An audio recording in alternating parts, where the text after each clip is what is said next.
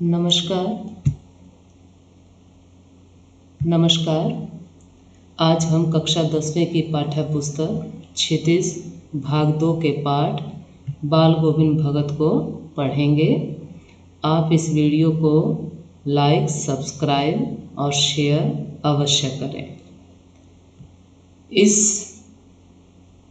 पाठ को लिखने वाले, इसके रचयिता आधुनिक युग के सुप्रसिद्ध निबंधकार, संपादक रामवृक्ष बेनीपुरी जी हैं, जिन्होंने इस पाठ को लिखा है।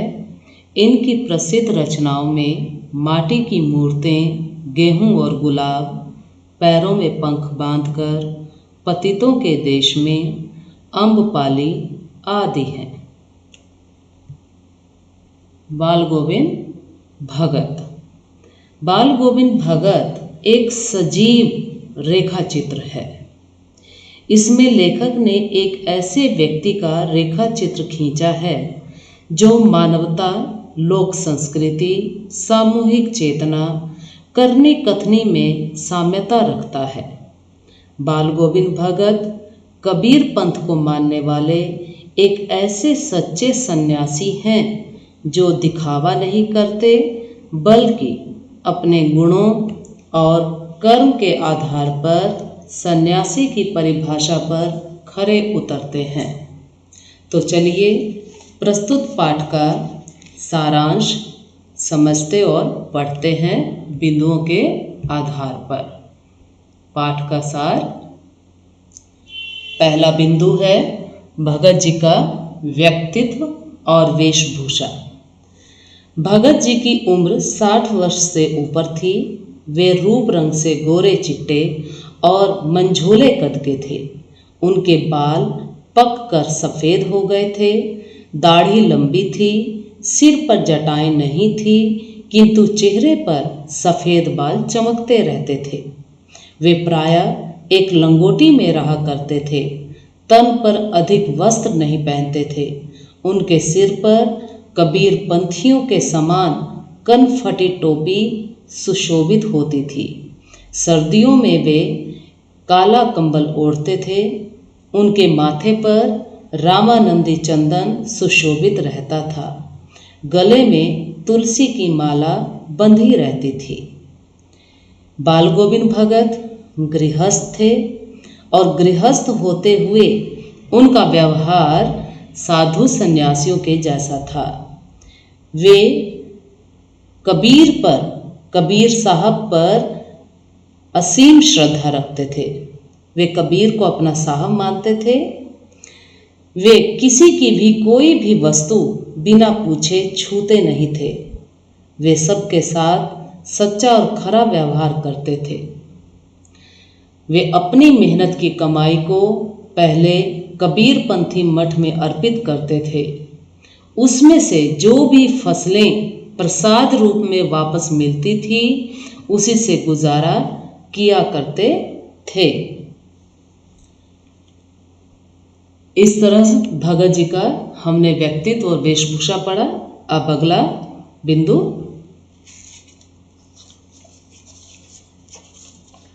आषाढ़ महीने में भगत जी के संगीत का जादू। आषाढ़ का महीना रिमझिम वर्षा का महीना माना जाता है। खेतों में बच्चे उछल कूद कर मौसम का आनंद ले रहे हैं। वे गीली मिट्टी में लिथड़ कर प्रसन्न हो रहे हैं। औरतें किसानों के लिए नाश्ता लेकर, भोजन लेकर खेत की मेड़ पर बैठी हैं। बाल गोविंद भगत अपने खेतों में धान की रोपाई कर रहे थे। उनकी एक एक अंगुली धान के एक एक पौधे को पंक्तिबद्ध करके खेत में बिठा रही थी और वे अपने कंठ से सुमधुर गीत गा रहे थे। उनका संगीत स्वर जादू भरा था। उनके गले से निकलता एक एक शब्द मानो ऊंचाई की सीढ़ी पर चढ़कर स्वर्ग की ओर जा रहा हो। वह स्वर लोगों के कानों में जाकर उन्हें मदहोश भी कर रहा था। उनके गीतों को सुनकर वहाँ मौजूद सभी लोग झूम उठते हैं। बच्चों के खेल में मस्ती आ जाती है। मेड़ पर खड़ी औरतों के होंठ गुनगुनाने लगते हैं। हल चलाने वाले किसानों के पैर एक ताल में उठने लगते हैं। धान रोपने वाले किसानों की उंगलियां भी एक क्रम से चलने लगती हैं। आगे है भादों की रात में भगत जी का संगीत। भादों की रात बहुत अंधेरी रात थी। थोड़ी देर पहले वर्षा हो चुकी थी। अभी भी बारिश का मौसम बना हुआ था। आकाश में बादल अभी भी गरज रहे थे। बिजलियां कड़क रही थीं। झाड़ियों से झिल्ली की झंकार आ रही थी। मेंढक टर टर कर रहे थे। ऐसे सूने वातावरण में बाल गोविंद भगत का संगीत स्वर वातावरण में गूंजता हुआ मनोरम प्रतीत हो रहा था। बाल गोविंद के गीत प्रभु प्रेम की मस्ती से भरे हुए होते थे और उनका संगीत सन्नाटे में प्रभु प्रेम का भाव जगाता है। वे भूले हुए मनुष्य को चेताते हैं कि उसकी जिंदगी सांसारिक आकर्षणों में भूली जा रही है। उसकी उम्र की गठरी यूं ही व्यर्थ होती जा रही है। इसलिए उसे जाग जाना चाहिए। उसे परमात्मा की ओर ध्यान लगाना चाहिए। अगला बिंदु है कार्तिक में प्रभातियाँ। कार्तिक में प्रभातियाँ, कार्तिक का महीना है। कार्तिक का महीना जैसे ही शुरू होता है, बाल गोविंद भगत की प्रभातियाँ शुरू हो जाती थी। प्रभातियाँ मतलब सुबह सवेरे प्रभु की भक्ति के गीत गाया जाना। इन दिनों वे सुबह सवेरे उठ जाते थे। उठकर नदी में स्नान करते थे। वापस लौटते वक्त वे गांव के बाहर एक पोखरे के ऊंचे स्थान पर बैठकर खंजड़ी बजाया करते थे और साथ ही साथ ऊंची आवाज में प्रभु वंदना के गाने गाया करते थे। उनका गायन मस्ती और तल्लीनता में डूबा हुआ था। वे गाते गाते स्वयं को भूल जाते थे। उन्हें ठंड और कोहरे की भी याद नहीं रहती थी। वे स्वयं गीत बन जाते थे। वे गाते गाते इतने उत्तेजित हो जाते थे मानो अभी उठ खड़े होंगे। उस भीषण सर्दी में भी उनके माथे से पसीने की बूंदें झलकने लगती थीं।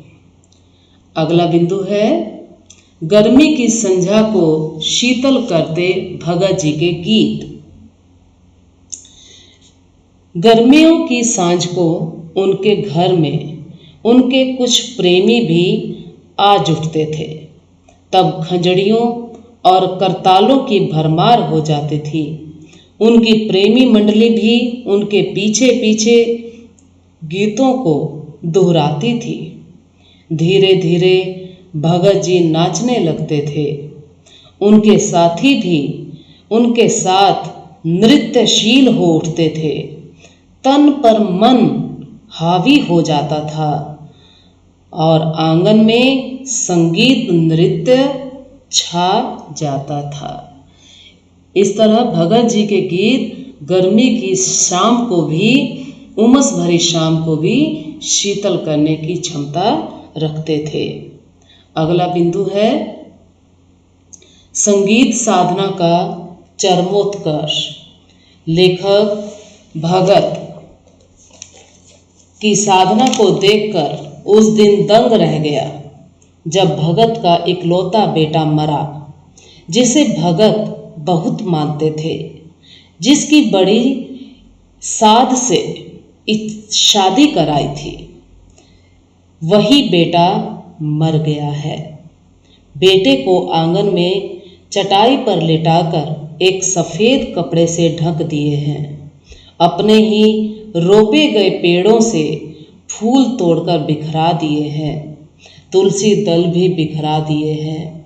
सिरहाने एक चिराग जलाकर रख दिया है और जमीन पर आसन जमाए वही पुरानी तल्लीनता से उसी पुराने स्वर में गीत गाए जा रहे हैं। उनकी पतोहू रो रही है जिसे स्त्रियां, गांव की महिलाएं चुप करा रही हैं। भगत कभी गाते गाते पतोहू के पास जाते हैं और उसे रोने के बदले उत्सव मनाने के लिए कहते हैं।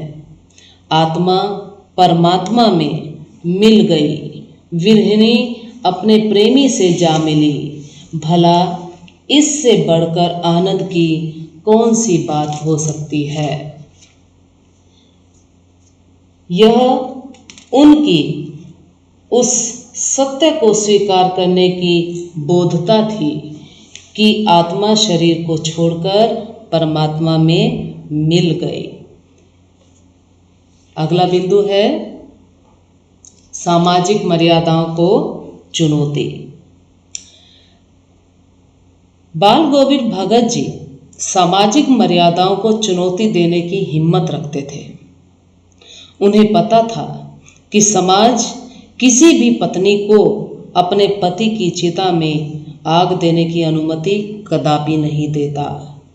लेकिन भगत जी ने अपनी पतोहू से अपने बेटे की चिता में आग दिलवाई और उसके भाई के साथ, पतोहू के भाई के साथ उसे उसके मायके वापस भेज दिया ताकि वह जाकर पुनर्विवाह कर अपना जीवन यापन कर सके। अगला है मायके जाने से पतोहू का इनकार। भगत जी की चरित्रवान, सेवामयी और सुशील पतोहू जवानी में ही विधवा हो गई थी। वह पुनर्विवाह नहीं करना चाहती थी। वह अपने ससुर की सेवा में दिन बिताना चाहती थी। वह कहती रही कि मैं चली जाऊंगी तो बुढ़ापे में आपको भोजन कौन देगा, बीमारी में चुल्लू भर पानी कौन देगा।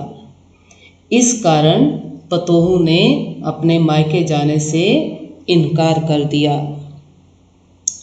अगला बिंदु है भगत जी की आखिरी दलील।